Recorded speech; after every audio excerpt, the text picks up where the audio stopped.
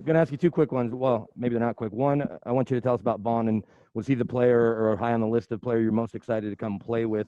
Your reaction to that. And then two, did you think that we'd get to this point where we'd be on the brink of the season and make it through the pandemic, especially with, as crazy as it was early on?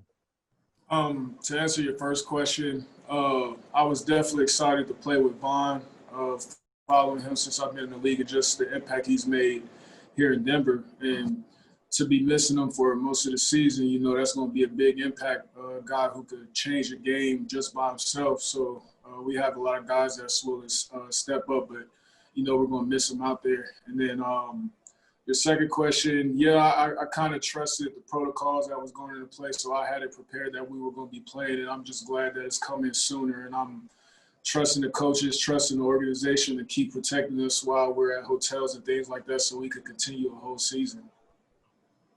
Next up, Ryan. Hey, AJ, you faced A.J. Brown, the receiver last year when he was a rookie. What stands out about him in person and also on tape? What stands out with him, he definitely has good routes, but when he gets the ball in his hands, it's just the yards after catch, man. You see it's hard to tackle him one-on-one. He bounces off the tackles, things like that. So the teams that play him good, they're able to swarm around him and get to him and things like that. But he's just a playmaker. He's definitely helped those guys out a lot on offense, especially with what they have. He's just a key addition to that and showed last year his rookie year. Zach Stevens, go ahead. AJ, speaking of hard to tackle against Derrick Henry this week, how have you prepared to tackle when you guys haven't been tackling in camp? Coach has made a good emphasis of just playing with good leverage, studying up in practice. You really can't simulate it until you get in the game, and we know how tough he is as to tackle, has a great stiff arm, and then when he gets going in the open field, he gets going. So, it's going to come to just everybody getting to the ball, swarm tackling, things like that, just the regular fundamentals that we have on defense. Next up, Arnie Stapleton.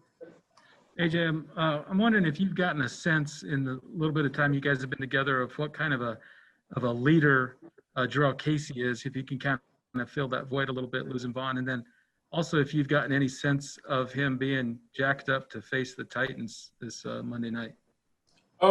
Casey's done a good job of not really showing any emotion out there this week with practice. I know he's going to take this personal. If I was in that position, which I was in the past, I kind of did the same thing too. But you watch him in the locker room, you see the younger guys come up to him. He's taking time out in his break to watch film with him, teach him things that he see in that position. And when you have a veteran like that, even this late in his career, he's out there helping the younger guys, and you appreciate things like that. Next up, Eric. Yeah, AJ, Justin was saying yesterday that Tannehill doesn't really give you too many opportunities to make plays on the ball. How do you approach a game when you know it might be like that, where you might only have one or two opportunities to get an interception? And is there anything you can do to increase those chances? You have to go into that game just playing your rules, doing the right thing, not trying to get out of position to make a play because you haven't made one. Some games is going to be like that. But the one or two opportunities we do have, we have to capitalize on it. That could change a game, but you see what he did last year. He makes smart decisions. He's good on his feet outside of the pocket, and he's still looking downfield, and those are quarterbacks that are dangerous. So we just going to have to be on top of our game, and when the opportunity presents itself, we have to make the plays. Guys, as a reminder, if you've already asked a question or no longer have a question, please lower your hand. Next up, Andrew Mason. Hey, AJ, what did you see from guys like Asang Bassi, Michael Ojemudia, Devontae Harris in training camp that could make them ready to go in that number 3, number 4 cornerback role Monday night?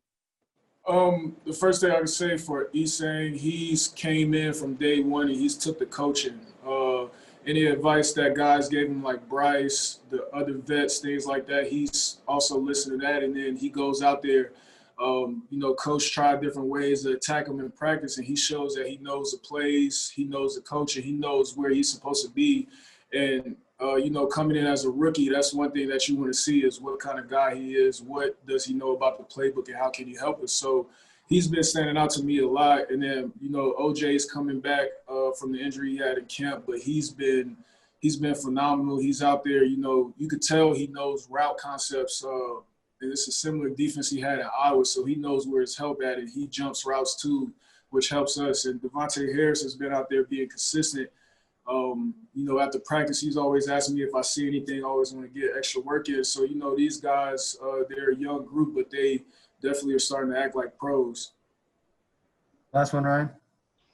AJ, you've been doing this a lot of years now, but is there still the excitement of a week one, even these many days? Yeah, most definitely. The off season, you focus on training, the whole time for months, especially this time with everything is going on. You haven't been on the field against another team in a while. So you definitely get excited for that. You want to see where your team's at when you've been grinding all camp. And this is going to be a great test against a great offense and a great team.